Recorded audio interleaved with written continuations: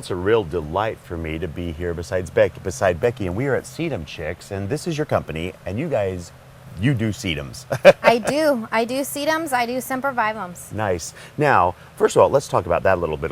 What are the differences? Why sempervivums? Why sedums? The sedums are the more kind of ground cover looking stuff. The sempervivums are the rosettes, and they come in many different shapes, sizes, characteristics. As this cart right here shows us. Now, I get a lot of questions about the Care of Sedums, and I think there's a lot of information, like people go to Google, they get a lot of misinformation, a lot of wrong information.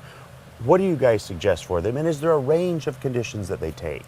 There are a range of conditions. There's lots of sedums and sempervivums that do well in California, and they're kind of the big leafed things. You could see these here all do well in our area. All they need is good drainage.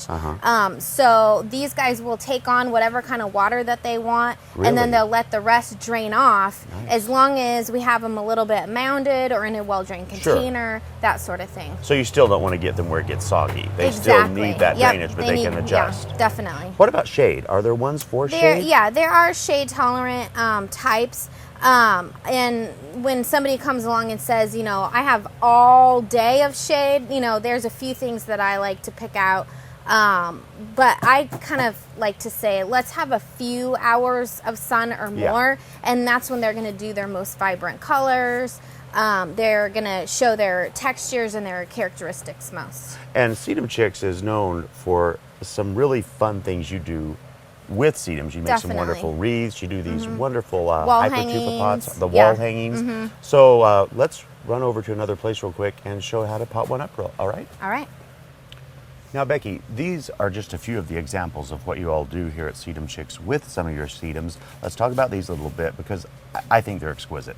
Yeah, William, my living wreath is definitely a popular item. People love it because it's year-round beauty. The sedums being perennial and keeping their foliage evergreen. Nice. There's certain varieties like these are going to do a lot of color changing.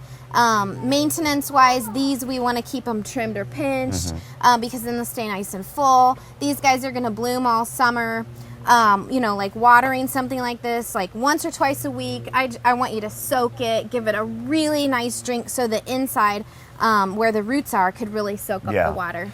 And that's the fun thing too, is you guys actually think and know about things like the color of leaf change in colder or hotter weather that most of us wouldn't really know about.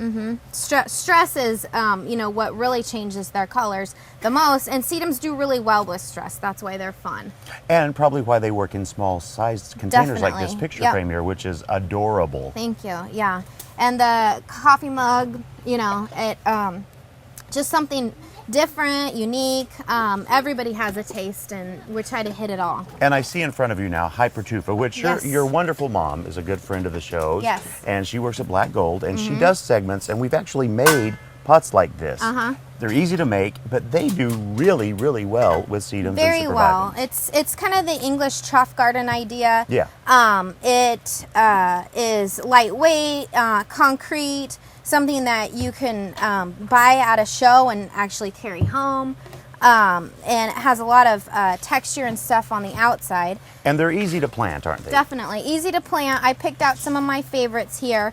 And I have 4 beauties that are going to go in there. You're going to put all 4 of those in that one pot. I'm going to tear off the soil from the outsides and put them all in. I like to have a planter nice and full so I can enjoy it the moment that I plant it. Yeah, and so while you start doing that, let's talk about the soil that you use. I'm going to assume that it is probably a Black Gold product.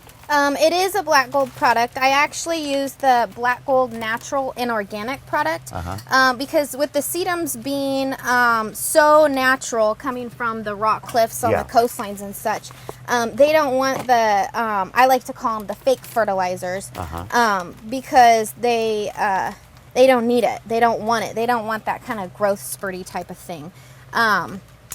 So there we go. We got 2 in. You're just cramming, aren't you? Yep. You do not need to be gentle or anything like that. They're very forgiving.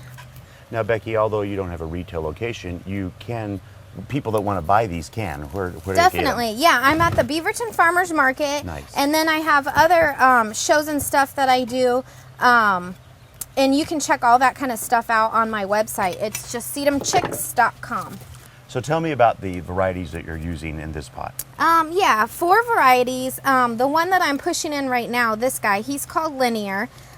He is going to become more variegated with more sunshine. He's going to have a sort of a yellow bloom. This guy over here is called the Plaque Blue Rosette Mini. I like it because it has that kind of lacy characteristic on the edge of the leaves. It almost looks like little cabbage plants. It does, it does. This guy over here, he's called Confusum, and he does a lot of color change throughout the year, just depending on if it's really dry or really wet. He'll go from green all the way to kind of coral in color. Nice. Real fun. And then this guy here, he's called Afterglow.